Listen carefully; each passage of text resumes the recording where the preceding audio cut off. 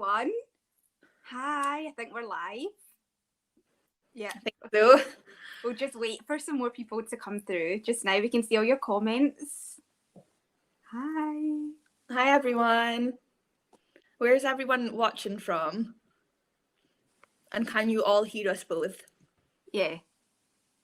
Yay, you can hear us. Yay. Up. Yay, oh, we can see you all. Or can't see you, but read your We comments. can see your messages, yeah. We can feel your energy is with us. Yay. Netherlands, Portugal. England, France, Ukraine, some Scottish watchers, rep in Scotland. Yeah. Okay. Yes, you can hear it. Okay, so we should probably just get started. Yeah. So hi, just thank you for joining us, everyone. I'm Emma, and I'm going to be hosting this chat with the amazing Estelle, who you're all here to see. I have a Bookstagram account at There's Always an Emma, if you want to follow along. So hi, Estelle. This is such an exciting day. I know, it's been really good. Pub day, how exciting has it been?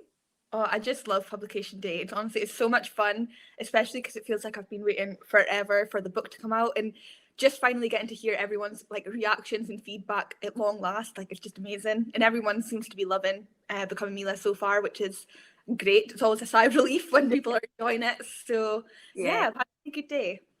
So we're so excited today to chat all about Becoming Mila and all your writing inspiration and how you made the book and all your thoughts behind it.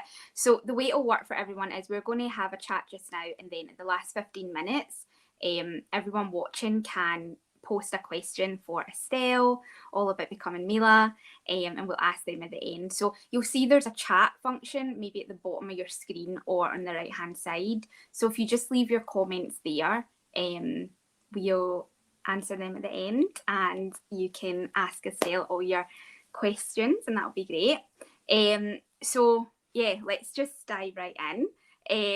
Last year was really strange for everyone, obviously pandemic, but what was that like? I know you finished Becoming Mila at the end of 2019, is that right? Just last summer, I finished it during the pandemic. Oh, did you finish it during the pandemic? Because I was going to say, I thought you were maybe doing edits last year. What was that like, writing in the middle of that? Like, how did you keep your inspiration going, and like how did you manage to do that? I actually found it really difficult to be motivated to be creative when everything kind of felt hopeless in the world in a way. I am someone who takes a lot of my inspiration from like things that I'm doing in life, so like things that I get up to with my friends, and suddenly I didn't have any of that anymore. Like I was just sitting at home, so I had nothing to inspire me anymore. So I did actually really struggle to get focused to write during the first few months of the pandemic when I was writing the end of Becoming Mila. And everyone thought it would be the opposite. Everyone thought that, oh, you've got plenty of time on your hands now, like you're going to write 5 books this year. And I was like, no, I think this is the slowest I've ever written before. So it was really mentally challenging. But yeah, I did wrap up Becoming Mila in June last year, and then I had all the edits to work on, and then I started writing the sequel at the end of last year. So it has been tough, but I've been getting there. I've managed to work through it. Yeah, have you found it, since we've been coming more out of that, have you found it easier to get back into the rhythm of writing like the next books and stuff, coming out of that insane kind of lockdown we've been in? Like the inspiration, has it been flowing more? Yeah, the inspiration's been coming more, like back more, but the actual time to sit down and be dedicated to writing is becoming tougher because I don't want to sit in and work anymore. I want to go out and do stuff that I haven't been able to do. So it's trying to find that balance between, you know, getting back out and enjoying life again, but still doing work at the end of the day. Yeah. The Becoming Mila is obviously going to be your next trilogy, which I'm so excited about. Was that always the plan, or had you thought about making a standalone like some of your other books? Did you always know when you started with the idea that you really wanted to do another trilogy?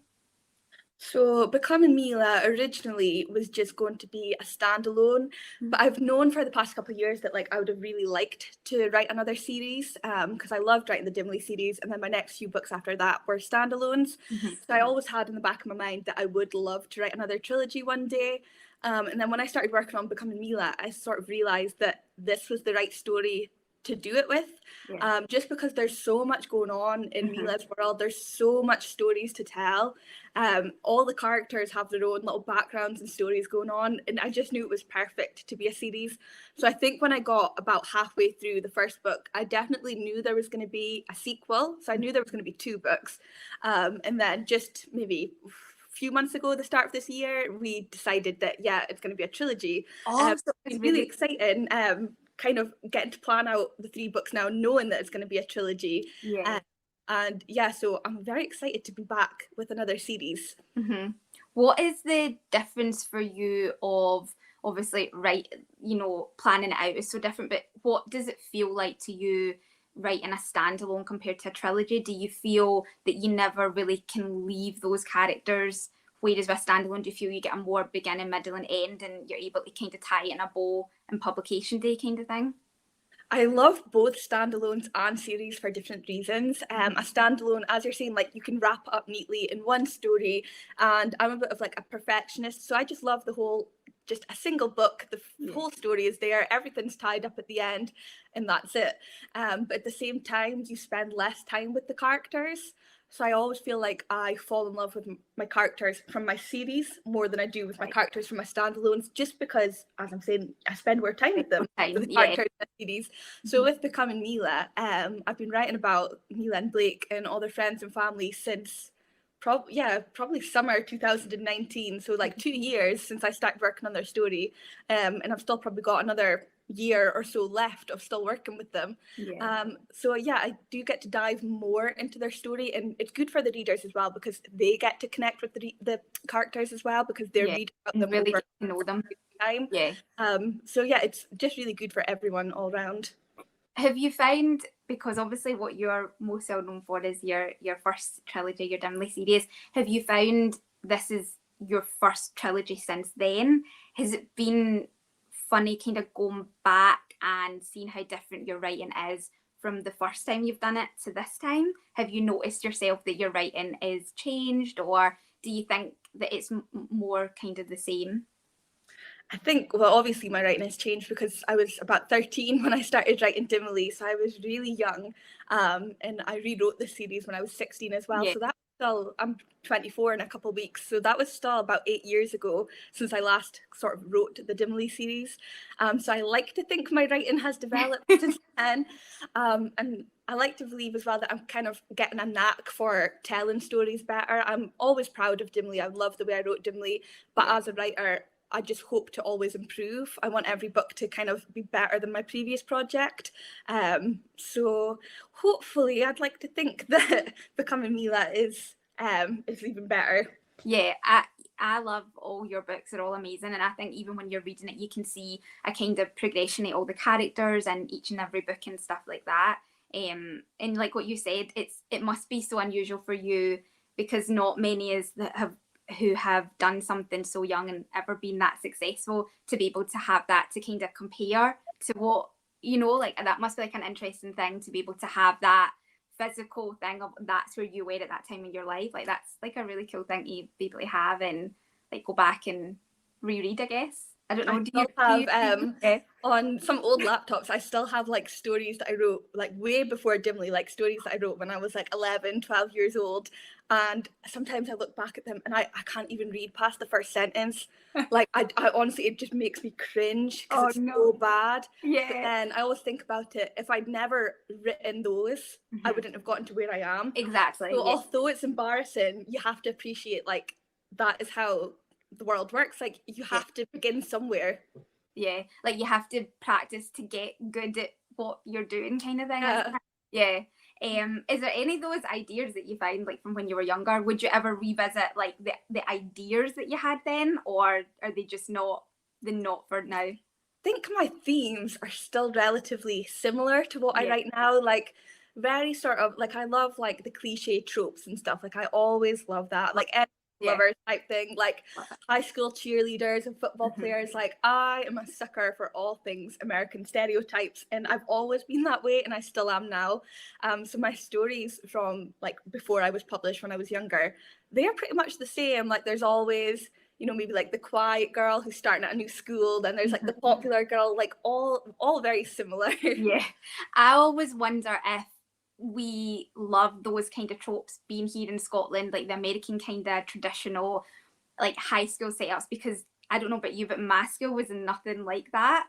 Yeah, And it's the fantasy sort of aspect of it. yeah, and I often think that American people, I don't know, maybe there's American people watching this and they are probably like, that's just normal for them though. But for us, it seems as like so glamorous, like all the films kind of glamorize like the jocks and the cheerleaders and here.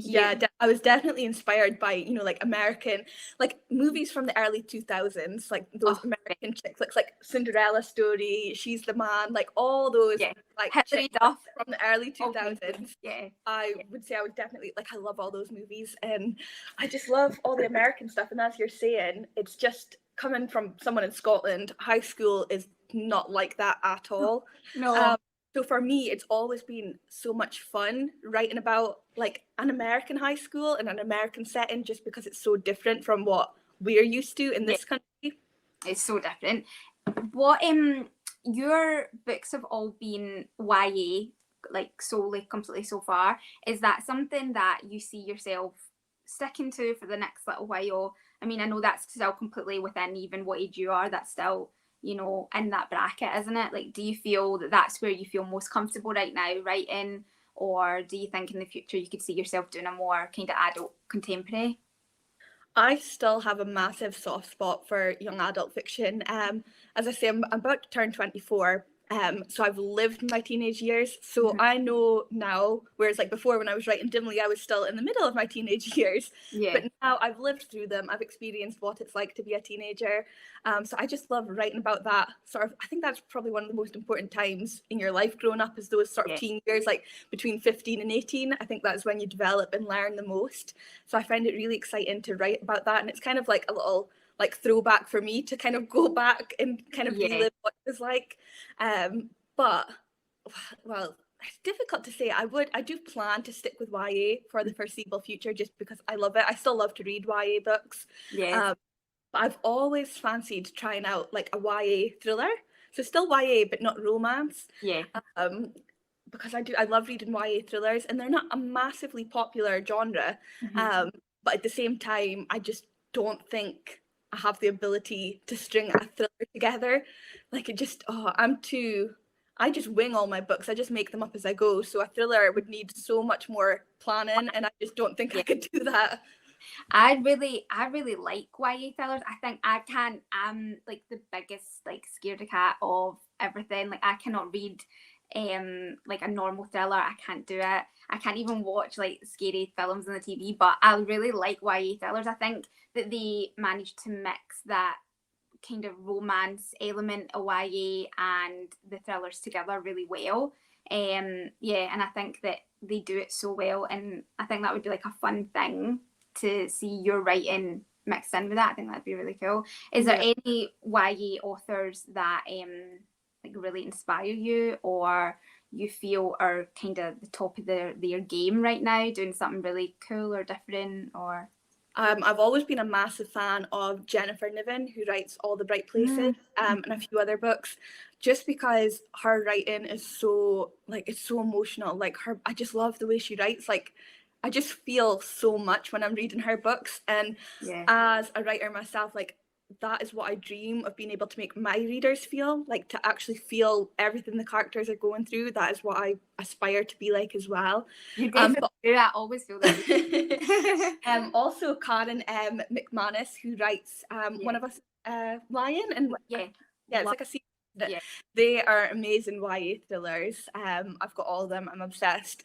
So again, just her ability to write a thriller, like I'm just so jealous. She writes that so good. I think that line of the kind of high school, like romance, kind of like what we're talking about, those kind of stereotypes, and kind of throws like a lot on their head.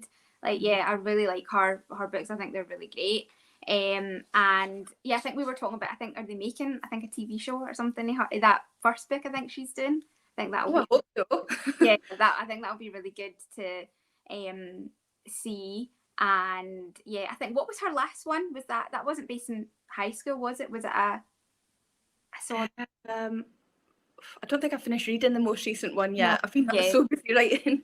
Yeah, no, that would be that's something to look forward to then, if you're thinking of like maybe dipping into a more YA thriller or something for us all to look forward to.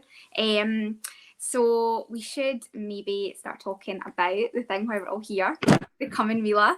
And yeah, if you, I guess, could tell us a bit more, because I'm sure a lot of people who are here have already started to dip into their copy. They've had it today on pub day, and they will already know it's enemies to lovers trope. And I know we'd kind of talked about that there, but is that something that you decided before you started the story, or did you have the story idea and think, I want to make it enemies to lovers? So it's kind of funny because it didn't originally start out as enemies to lovers.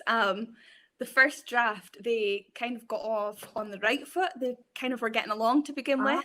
Right. And then during the edits, we decided to change it to enemies to lovers. So it didn't originally start that way. It changed to that during the edits, but it definitely works so much better this way. So they were friends in the beginning?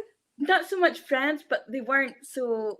Like, Blake is a bit of a jerk to Mila in the beginning, whereas in the very first draft he wasn't. He was actually quite nice to her. Yeah. And then like their relationship developed, whereas, as I say, we changed it to enemies to lovers, and it just works so much better. And I love enemies to lovers as well, so it was a change that I was happy to do.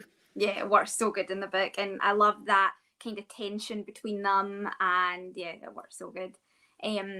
Becoming Mila is set in Nashville. And what made you choose that? Have you been, or? So anyone who's read all my other books knows that I set all of them in the United States. And I've done a few cities in the United States. I've done New York, I've done LA, I've done a few more not so known places, like Ohio and Colorado and Oregon. There's some books set there as well. But I'd never written a book set in the South. And I am a sucker for all things like country music. Okay. Yeah. Like settings like farms, ranches, horses, all that kind of country stereotypes. I just love the whole idea of that. So I thought it would be really interesting to go for a southern country setting for a change, just because I'd never tried it before. And obviously Nashville is sort of like, you know, the big city, you know, down for like country music, and down in the South, in Tennessee. And yeah, I've always kind of wanted to visit Nashville, so I decided to write about it. What how did you do your research? Because obviously, like what you said, it was during the pandemic, so you weren't able to like do your trips that you would normally do. Because I know you do that, you've done that before, haven't you? Going out to the States to do like research. How did you do that for Nashville? Like, how did you do your research? Oh, we lost you. Oh, you're back. Yeah, I lost you too. Is that it? Are we back? Yeah, we're back. Can you see me? Okay, yeah. Sorry, what were you saying? What was that question? Yeah. How were you able to do your research for Nashville? Because obviously it was in the pandemic, you weren't able to go on your usual trips there. How did you do that? Was there did you know people there? Were you able to ask them, or was it just a kind of online kind of research? I do all my research online, so it's a lot of just like, I could spend hours doing it. There is a bar that, if you've read the book, you'll know about it, called Honky Tonk Central, which is a real bar in Nashville. And again, the way that I pick stuff out like that is because I have like ideas for scenes in my head.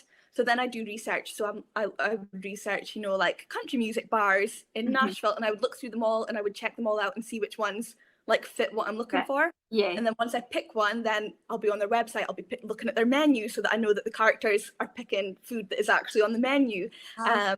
So honestly, it's like detailed down to the last like T. Like it is so specific, but I just love writing that way. Like I love researching all these places.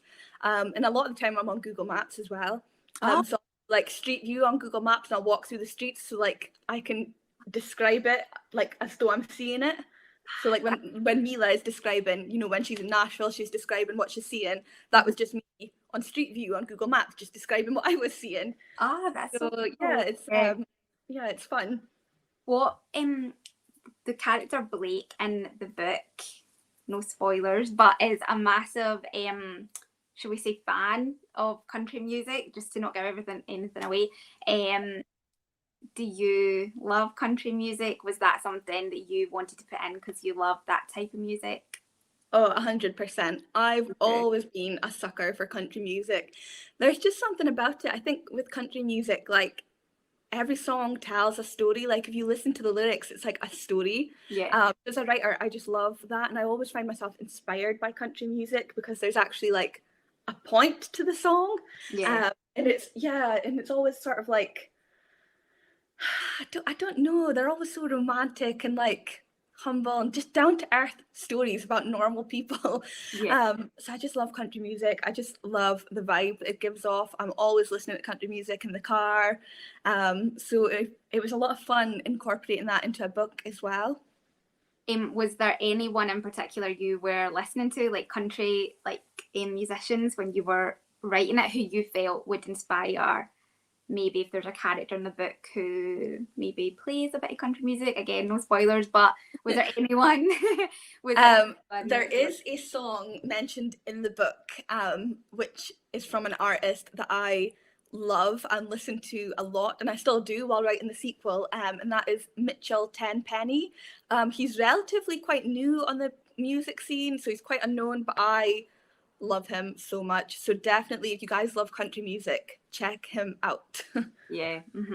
That's because I was thinking when I was reading it, I was wondering, I thought maybe if you had like a playlist of music, because I imagine writing such a specific genre of music, you would have to be listening to it all the time to kind of get into that mindset.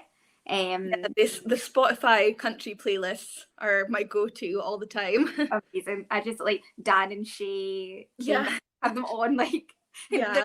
They're just the sweetest songs, aren't they? They're so lovely. Yeah, I just love them. Yeah. So the book is obviously it's about Blake and Mila, but it's more than that. It's about the dynamics of, I guess, two families. I mean, I guess maybe three a bit, like maybe Mila's friend. Yeah. And so was that important to you to have that family element to the book and it not just be based on like a romance solely? Like it has so much that adds so much, I think, depth to the book, and it helps you really get to know Blake and Mila as well, to really see what they're going through and what their lives, I guess, have been like before we meet them as readers. Was that important to you to do that? Yeah, with every single one of my books, I always try and have the family involved, because when you're a teenager, your parents are such an important part of your life. And I know when there's a romance going on, it seems like that's the only thing going on in the world, but there's not. Like, there's so much going on in everyone's lives. Like, your parents have their own lives too. So all my books always have big storylines with the family, and especially with Becoming Mila, there's important family lines as well. The family plays a really big role actually throughout the series, and it's also sort of a coming of age story as well. Mila's 16, she's grown up, and before she left for Tennessee, she sort of held, you know, like her parents and her grandfather, like she held them all kind of on a pedestal. Like she thought they were like these great people, and then she's gotten to this age now where she's not so much kept in the dark about everything, and she's learning that her parents are real people too. Like, they're human beings, they make their own mistakes, and everyone has flaws, even, you know, your grandfather, even your mum, even your dad.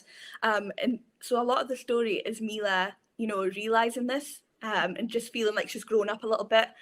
So it is a coming of age story as well. Yeah, I felt that even though obviously most of us have never been in the position Mila's in, having a famous parent or something like that, I felt that having that part of the story was so relatable, and I think it will be relatable for everyone here as well, that everyone can feel that to a certain extent, like what you said, when you have that feeling where you're like, oh, okay, these people who, you know, have been helping me grow up, and you're like, oh wow, okay, they've got stuff as well sometimes going on. And I think that that's something that's so relatable when you read this book. And I also think as well, having Blake have his own thing to do with families, it helps you really root for Mila and Blake together, and you know that they get each other and understand each other as well. Was that something that you made a conscious effort to make him have similar kind of things going on? Yeah, that's how they end up sort of bonding, is because they're both in very similar situations, and they both feel quite isolated and sort of trapped by their individual situations. So it's almost like a relief when they meet someone else who knows what they're going through. Yeah. So they're sort of like a shoulder to lean on for each other. So I knew from the beginning that was kind of what was going to bring them together. Yeah, I really love that element of it. What do you remember what sparked the original idea for the story? Like, did it just come to you when you were like, I have this story to tell, or had you watched something or read something that kind of inspired it? Originally, it was the setting that came first. So as I was saying, I just kind of had this idea to go for a southern country setting because I love all that type of stuff. So I had the setting first. I was convinced I was going to write a book set in the South, and it was going to be like on a ranch or a farm, like very country style. And then I also liked the idea of bringing like the world of celebrity into it as well. Yeah. Because that's another idea that I've had for a while, but just never known how to use. Mm-hmm. Something that I find really interesting. So I decided to combine the two. So the country setting with also like the celebrity world. And then I just built up the story from there. Yeah, that's what I think is really interesting, because I don't know about you, but I've read books before where the main characters get fame, or we kind of meet them as they're famous. And I've never actually read a story where it's the child of someone who's famous. And I think that's really interesting because, in actual fact, so many reality shows, I guess, right now and things like that are based on these famous people, and now they have children. And I know we kind of spoke about the Kardashians. I know you don't really watch it, but in the Kardashians, that's spoken about all the time of what about the children? Will they want to have been on TV? Do they want to have the spotlight? And I think it's interesting that you have kind of flipped that on its head, and you wrote it from, I guess, the person who didn't choose that career, but because of the way the world is, they became relatively known because it's someone else's choice. You know, I think that's a really cool idea you chose. Was that important to you to not write a traditional celebrity type book, you know, and kind of flip it on its head? Yeah, Mila's character is definitely really interesting. I don't think, like going into the book, I don't think she's going to be as readers expect her to be. She's actually very down to earth. She's very aware that she's privileged, and that she's kind of had an unfair advantage in life. And yeah, I really love her as a character, and she kind of goes along with like her dad's career because obviously it's her dad. She's young, she's only 16, so she doesn't really have a choice yet. But obviously, again, the whole coming of age thing, now that she is 16, she's kind of realizing that she wants to be more than just the daughter of a famous movie star. She wants to be her own person, and yeah, I think that's really important for her to discover that. Yeah. I wanted to talk about Blake, because already I've seen on social media, and this is just day one, people kind of freaking out about how swoon-worthy Blake is. What was, or who was your inspiration behind him? So Blake is just, again, like all my male characters, is just my personal type. So basically what I find attractive, I just throw into my male characters. So Blake, you know, he's talented, he loves country music, which if a guy loves country music, I'm sold. Yeah. Like, So, yeah, I don't care, I'll marry you. So like he loves country music, and he's sweet, but he's also got like his jerk sort of side to him as well, but he doesn't mean it. So yeah, I just He's love like him. a bad boy, but kind But of not a bad boy. yeah, like He's like a yeah, mixture. He kind of acts a little bit like one, but yeah, so was it important for you then when you changed, I guess, when you probably went from more kind of friends to lovers trope to enemies to lovers, did you have to tweak any of the characters, like their personality? Did you have to make Blake a bit more like the bad boy in the start, or? yeah, definitely. We did have to change the way that Blake kind of acted around Mila in the beginning. So as I said, he was a bit too sweet to begin with. So we changed it around, and we had him say some stuff that, you know, gets on Mila's nerves. So we did change him a little bit, but the rest of the book was kind of the original stuff, yeah. Two characters who I absolutely loved as well was Savannah and her brother. And I wondered, do we see more maybe of them or their stories in book 2 or 3? Or is that too much? This is the fun part about writing a trilogy, is that there's so much room to tell all the stories. So yeah, all the other characters, they're going to be brought out a lot more in the other books. So you'll just have to stay tuned and read the other two. I hope we see more of Mila's aunt as well, because I thought she was... Oh, I love her. I was like, oh my god, she's the sweetest. I love her. Yeah, she's so sweet. Can you tell us anything about book 2 for people who have maybe already kind of read this one already, maybe fast readers today? Let me think. I know my editors are watching, so be careful what I say. No spoilers. I'm still actually writing book 2 at the moment. I'm still working on it, so I'm only about just over halfway, so I've still got a little bit to go of the story, but I will say I'm really enjoying it so far. We go to a few different new locations in this book, and yeah, some new characters come in as well.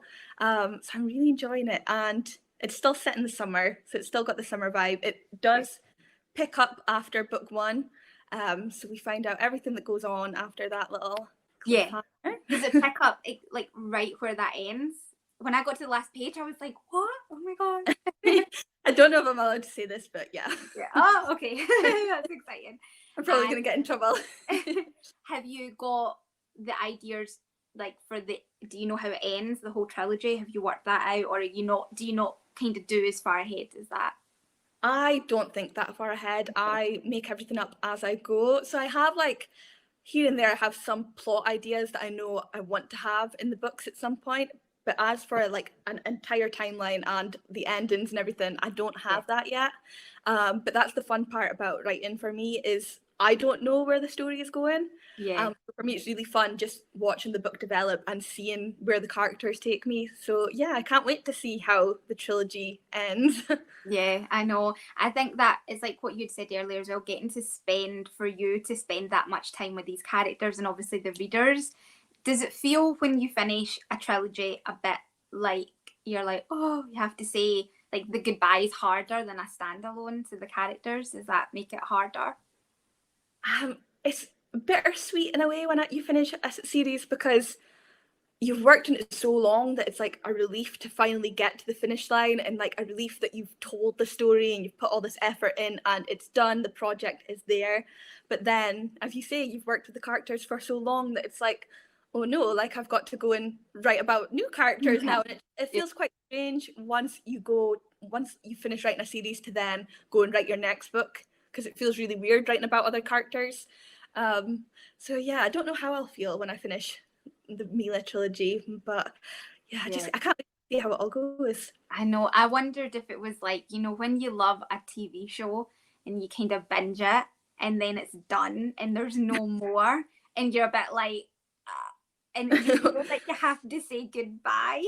I wondered if it was quite like that, like you're like, I don't want this to end, kind of that feeling maybe. Yeah, and I mean, sometimes it would be easy to think, oh, I'll just write another book so that I can stay with the characters longer, but it's important for me just to tell the story as necessary. And although I would love to write about the characters like for longer, if it's not if it doesn't feel like it's right, then I won't do it. Yeah. So That once must a be story is so told, hard. I'm happy. Yeah, that must be such a hard decision for you to make, especially when so many people, like, already, like, these characters, people love them, like, they're so amazing, and for you to be able to be like, no, it's time, it's the right time to let them go, like, that must be hard when everyone on Twitter is like, no, keep writing. Yeah. um what we should talk about also is it's the 10-year anniversary, is that right? Yeah, in 3 days. It's 3 days, is it? Yeah, Oh on the wow. Yeah, of Dimly. So how does that feel? Like, how do you feel that's been 10 years?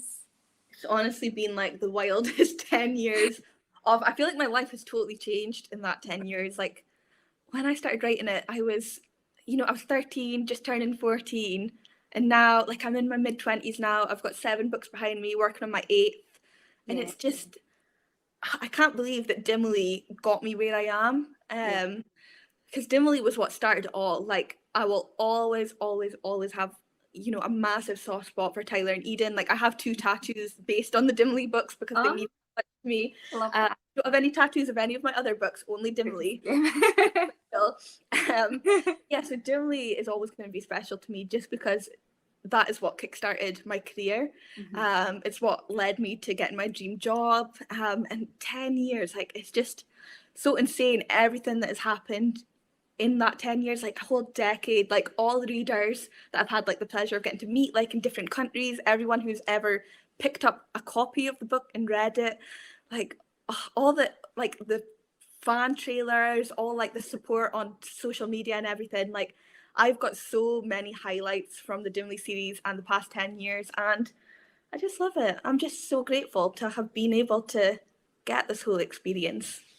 Your readers from then, I guess, what's so, like, probably unique as well for you is, I guess, so many of them found you then when you were younger and they were younger, and I guess they've been able to grow up with you and your books, and there seem to be so loyal, your readers, to you, and they support so much, and that must be such an amazing thing to have all that support, for all these years from these people. Like, that's such a cool thing, like, to have, that your books have been able to, I guess, reach people and, like, make them feel like that. Like, that must be really cool. Yeah, honestly, I absolutely love my readers so much. I can't wait till like the pandemic is over and I can go back out and meet everyone again because I just love my readers, and I think of them more like as friends rather than just like, like the readers who pick up my books. Yeah. Because again, I wouldn't be where I am if it weren't for, all these people picking up my stories, loving them, talking about them online, sharing them with friends. That is what, has got me to where I am as well. So I just love my readers so much. And I think the fact that a lot of my readers have grown up with me as well, a lot of them have followed me from a young age, I think they feel like they've got a special bond with me too, which I Yeah. like to think they have. Mm-hmm. So they know a lot about me. They've watched me grow up. They've watched how I've gone from being, just a girl in school writing stories online to now, putting out more books and more books each year. So yeah, I just love Yeah. that connection. Yeah, I think as well it's so unique that you were writing like that type of book, YA, when you were that age. Like, that's such an authentic thing to be able to have done, and I guess as well that's probably one of the reasons why people connected so much, like what you said, with the characters, because you're living it and you're breathing these moments, and yeah, I guess it just adds that extra connection, doesn't it, to the author when you know they are the same age as you and they're feeling the same things, and it's such like a unique bond that I guess you and your have, that I guess is following on to all your other books as well. And yeah, it's just like such like a really cool thing that you have with them. I always see the edits that they do for you on like Instagram, and I'm like, oh, I love it. So They're also talented. yeah, I that's just what I love was when, gonna say. like, Yeah, the fact that, people enjoy my books so much that they then take time out of their day to be creative themselves, to make, fan art or to make trailers. Like, it's amazing. Like I'm so thankful that they all love the books that much. Yeah, and today I've seen so many of them writing amazing reviews and saying such amazing things about Becoming Mila. Have you had time to look through it all? And I saw that you were on Twitter earlier. Was it? Yeah, I've been pretty much going back and forth between Instagram and Twitter the whole day, just seeing what everyone's saying. I've been trying to write the sequel today. Working on Trust and Blake, but it's so hard to focus. I've been like writing, and then I'm thinking, I'll just go back to Twitter and see what everyone's saying. Because I feel like I've waited so long to finally get the feedback from the readers.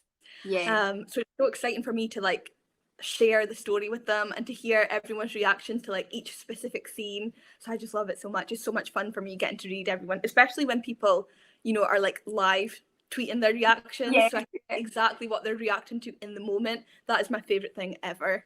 Is there a certain part of this book that you're so excited for people to get to, or a certain character that you're most excited for them to meet? Probably, I'm just going to say the pool scene. So if you haven't read the book yet, you're not going to know what I'm talking about, but you'll know when you get to the pool. Yeah, you'll know. Yeah. And also Bailey the dog is a fan favourite already. So Blake has a dog, a puppy called Bailey. He's a golden retriever, and Bailey will probably be everyone's favourite character. Yeah. Oh, definitely. It's so cool. Yeah, that seems like amazing. Do you have plans once the world is back to normal? Do you have plans to go and visit Nashville? Yeah, so I was actually booked to go last August, but obviously it got cancelled. And we were going to rebook for this year, but I don't think this year is possible either. So hopefully next summer I will finally get to go to Nashville and go to a honky tonk, especially Honky Tonk Central. I want to go there. You have to sit with the coffees at the table and just be like. So yeah, I can't wait to finally get to go. Yeah, that would be so amazing. You'll have to do some kind of event when you're there with all your readers. So you can have a Becoming Mila trilogy event in real life with them.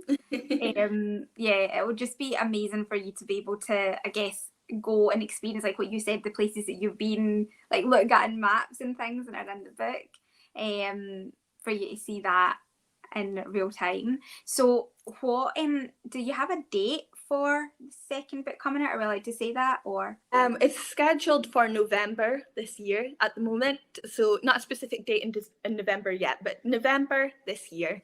And then the third book is scheduled for spring next year, I think. So there's not too long to wait in between, but I know it's going to feel like forever once you get to the end of book one. It's going to feel like a long wait till you get book two, but we're putting them out relatively quickly. We're putting out 3 books in less than a year, so you guys are getting the books quite quick. That's my favourite thing. I if you have to wait like a long time for the second and third book to come out, I've got no patience. I'm like, I want them now. So that's good that no one has to wait very long. So I'm looking at the time and I'm thinking that it's about time to take some reader questions. So if any of you have anything you want to ask Estelle or about Becoming Mila, then if you put them in the little chat box, that will be great and we can look at them. I'm looking at some just now.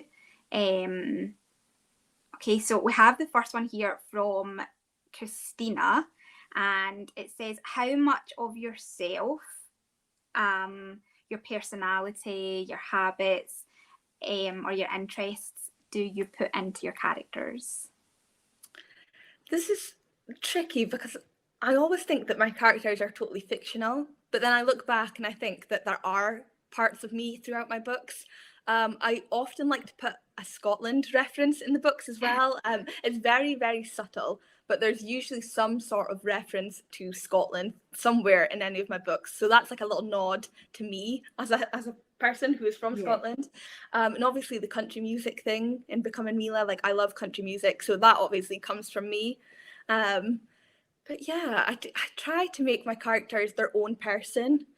I will say that Miles, Savannah's brother, he is based on a friend of mine called Miles, who I actually travelled America with a couple summers ago. And his character is exactly like that in real life. And I always promised him that, I I would put him in my next book. So that character, his name is Miles too, and his personality is exactly the same.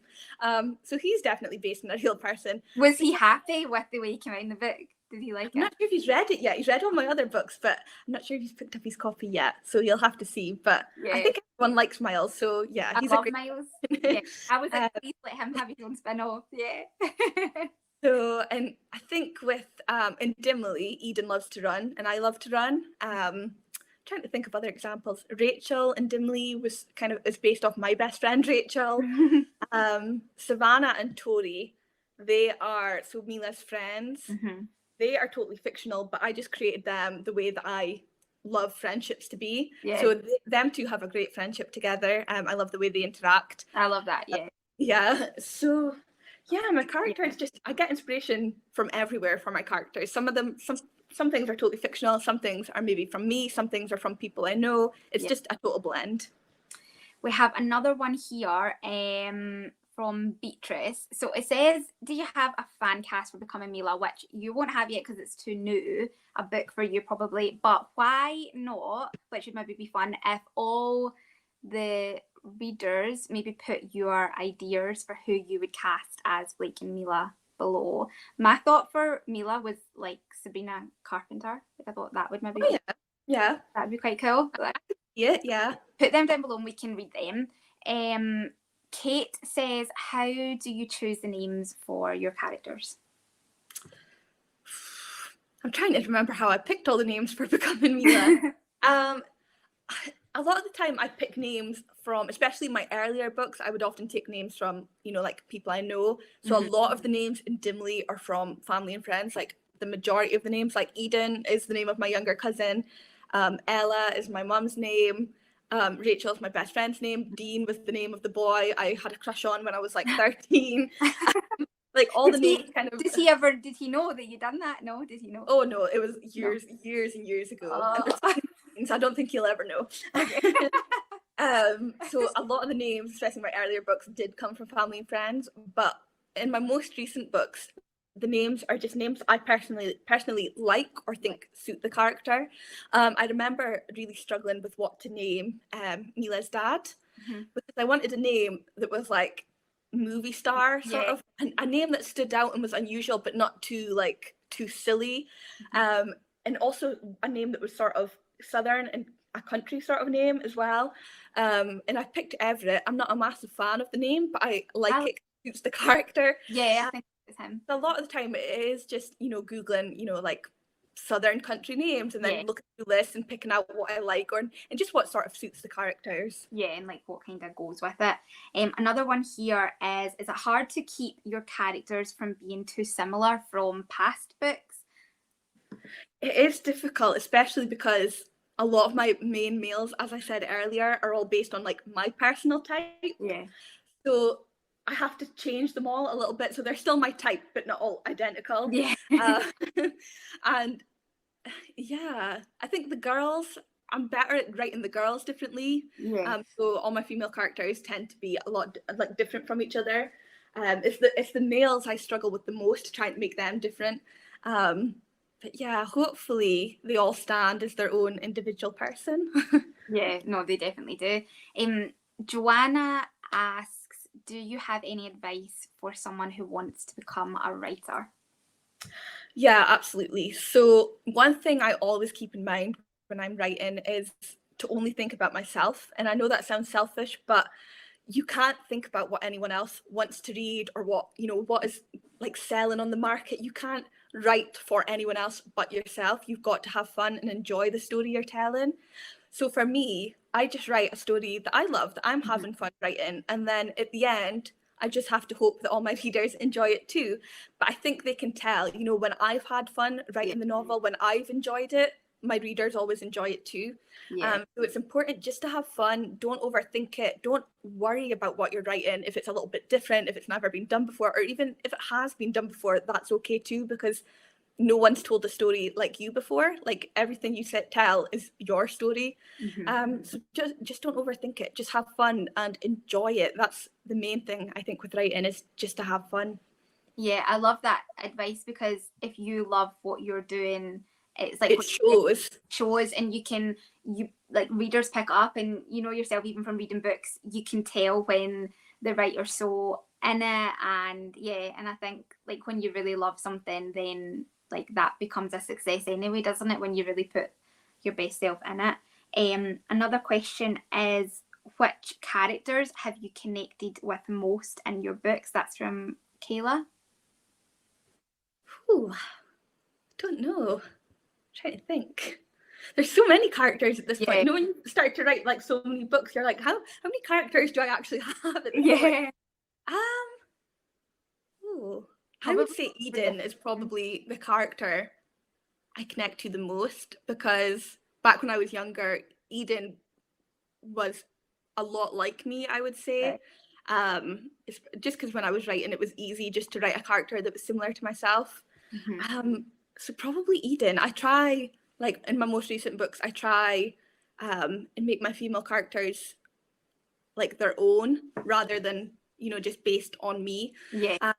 So yeah, probably Eden. Another one from Holly is, would you prefer your books to be turned into a movie or a TV show? Honestly, I would be happy with anything. Literally, it's my biggest dream to see any of my work, you know, turned into a TV series or a movie. Just actually seeing something I wrote come to life is just, I like get goosebumps thinking about it. Like, it's just a dream of it all the time, like imagining what it would be like. I could see the Dimly series as movies because it's a trilogy. I could see like each book as like a separate movie. I've always envisioned it that way. Becoming Mila, again, I think Becoming Mila would be like the fab sort of like chick flick, like Netflix movie or TV, something like, I don't know, it's just, I would love for that to happen. And it is the 10-year anniversary of Dimly this year, so I feel like it's a special year. I feel like if we all cross our fingers, we'll manifest it. Manifest it. Fingers crossed, everyone. Exactly, it might happen. Does every book feel better than the last in terms of the finished product? And that's from Carla. I think so, because obviously, again, I am growing up, my writing is developing, and when I look back at my earlier books, like I see now like the things that I would do differently. So that's how I know like I'm developing as an author. Because if I looked back at, you know, Dimly and there was nothing I would change, then obviously I haven't grown or developed as a writer. So I think it's good to look back and see the changes. But yeah, I am always proud of every book I put out. I'm always proud to make it to the end. I find writing, it's honestly, writing, I love it, but it's such a challenge at the same time. So I'm always so proud that like I've written another story. But yeah, I really love Becoming Mila. I was a bit nervous about Becoming Mila. I always am with a new book. I'm always so scared that I'm going to like let my readers down or they're not going to love it as much as previous books. But based on the feedback today so far, I think I can breathe a sigh of relief because everyone is loving it. Definitely. It's amazing. What was your favourite and least favourite part about writing Becoming Mila? Probably the least favourite part was probably writing like the last third of the novel, because as per usual, I was super behind on deadlines, which happens to me every single time. I never meet a deadline, not once in my life. So then every time I'm like writing the end of a book, it's always a very stressful period where I'm like racing to catch up. I would say, the end of Becoming Mila was very stressful. I had fun writing it, but very stressful. My favourite part, I don't know, probably writing all the scenes with Bailey, not gonna lie. I love dogs, so writing all dog scenes where it was pretty much fun. I love every scene that Bailey is in. That's funny. Lara asks, or is it Ira? I don't know if I'm pronouncing that right. I'm sorry if I pronounced that wrong. If Dimly didn't blow up like it did, would you have kept writing stories on Wattpad?